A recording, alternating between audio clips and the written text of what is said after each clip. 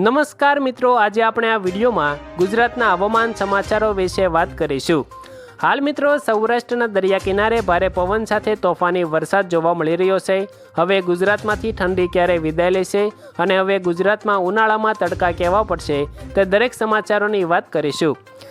મિત્રો વિડીયો શરૂ કરીએ એ પહેલાં જો હજુ તમે અમારી હવામાન ખાતાની યુટ્યુબ ચેનલને સબસ્ક્રાઈબ નથી કરી તો જરૂરથી કરી લેજો અને જો તમને આ વિડીયો પસંદ આવે તો વિડીયોને એક લાઈક તમારી જરૂરથી કરી દેજો। તો મિત્રો આજના તાજા સમાચારો વિશે જો વાત કરવામાં આવે તો હાલ મિત્રો ગુજરાતના દરેક જિલ્લામાં તાપમાનનો પારો વધી ગયો છે, જેના કારણે હાલ ઉનાળા જેવી ગરમીનો અનુભવ થઈ રહ્યો છે।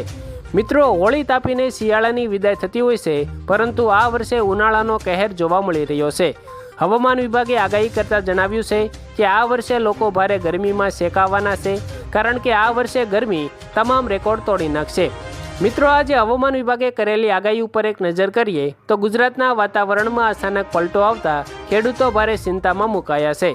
હવામાન વિભાગે 25 ફેબ્રુઆરી સુધી રાજ્યના વિવિધ વિસ્તારોમાં કમોસમી વરસાદની આગાહી કરી છે। આ અણધાર્યા ફેરફારના કારણે શિયાળુ પાકોને નુકસાન થવાની ચિંતા ખેડૂતોમાં જોવા મળી રહી છે। સરકાર દ્વારા આગામી 24 કલાક માટે ગ્રામ્ય વિસ્તારોમાં સાવધાની રાખવા સૂચના પણ આપવામાં આવી છે। હવામાન નિષ્ણાતોના મતે હાલમાં 3 શક્તિશાળી સિસ્ટમો એકસાથે સક્રિય થઈ ગઈ છે। મધ્ય ગુજરાત અને દક્ષિણ ગુજરાતના સરહદી જિલ્લાઓમાં હળવા વરસાદી ઝાપટા પડી શકે છે। દાહોદ, મહીસાગર અને પંચમહાલ જિલ્લામાં માવઠાની સૌથી વધુ શક્યતા દર્શાવવામાં આવી રહી છે। ફેબ્રુઆરી મહિનાથી વાતાવરણમાં પલટો જોવા મળી રહ્યો છે। મિત્રો વાદળછાયા વાતાવરણ અને ભારે પવન વચ્ચે અનેક જગ્યાએ છૂટો છવાયો વરસાદ નોંધાયો છે।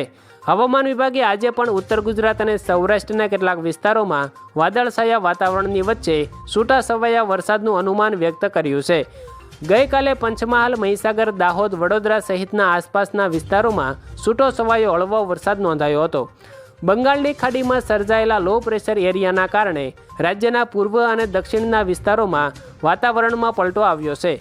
મિત્રો ગરમ અને ઠંડી હવા ભેગી થતાં વાદળો બંધાતા કેટલાક વિસ્તારોમાં વાતાવરણમાં પલટો આવ્યો છે। જોકે મિત્રો હવામાન વિભાગના અનુમાન મુજબ ગુજરાતમાં આગામી દિવસોમાં હવે તાપમાનનો પારો ધીરે ધીરે ઊંચકાશે અને ઉનાળાની શરૂઆત થઈ જશે। ગુજરાતમાં આગામી દિવસોમાં વરસાદની કોઈ શક્યતા જોવા મળતી નથી। મિત્રો ત્યાર પછી આજે હવામાન વિભાગે જે નવી આગાહી કરી છે તેના ઉપર એક નજર કરીએ તો મિત્રો ગુજરાતમાં કમોસમી વરસાદને લઈને હવામાન વિભાગે આગાહી કરી છે। ત્યારે આજે શનિવારે પંચમહાલ, ગોધરા, દાહોદ, અંકલેશ્વર સહિતના વિસ્તારોમાં માવઠું થતાં ખેડૂતો ચિંતામાં મુકાયા છે। આજે રાજ્યના 5 જિલ્લામાં કમોસમી વરસાદની આગાહી કરવામાં આવી છે। મિત્રો હવામાન વિભાગની આગાહી મુજબ 22મી ફેબ્રુઆરીના રોજ મહીસાગર, પંચમહાલ, દાહોદ, છોટા ઉદેપુર, નર્મદા જિલ્લાના વિસ્તારોમાં છૂટાછવાયા સ્થળોએ ગાજવીજ સાથે હળવા વરસાદની શક્યતા છે। ગુજરાતના વાતાવરણમાં ફરી એકવાર પલટો આવતા રાજ્યના ખેડૂતો ચિંતામાં મુકાયા છે। ભારતીય હવામાન વિભાગ દ્વારા આજે 22મી ફેબ્રુઆરી 2026ના રોજ રાજ્યમાં કમોસમી વરસાદ એટલે કે માવઠાની ગંભીર ચેતવણી જાહેર કરવામાં આવી છે।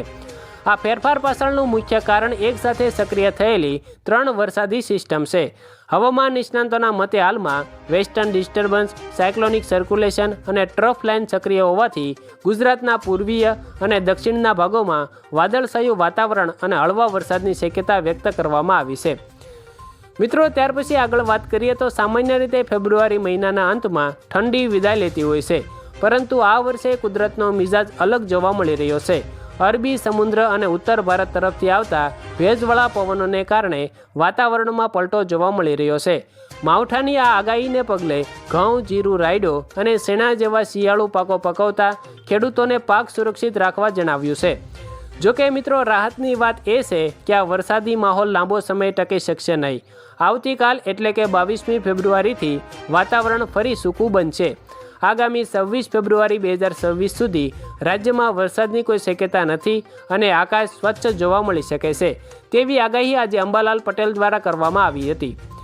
તો મિત્રો આભાર। આજે આપણે ગુજરાતના કેટલાક મહત્વના હવામાન સમાચારો વિશે વાત કરી। જો તમે આવા દરરોજ ઠંડી, ગરમી અને વરસાદના સમાચારોથી માહિતગાર રહેવા માંગો છો તો અમારી યુટ્યુબ ચેનલ તડકા ન્યૂઝને સબસ્ક્રાઈબ જરૂરથી કરી દેજો, તમારા મિત્રો સુધી શેર કરજો અને મિત્રો જો તમને આ વિડીયો પસંદ આવ્યો હોય તો કંજૂસ ના થતા આ વિડીયોને તમારી એક લાઈક જરૂરથી કરી દેજો।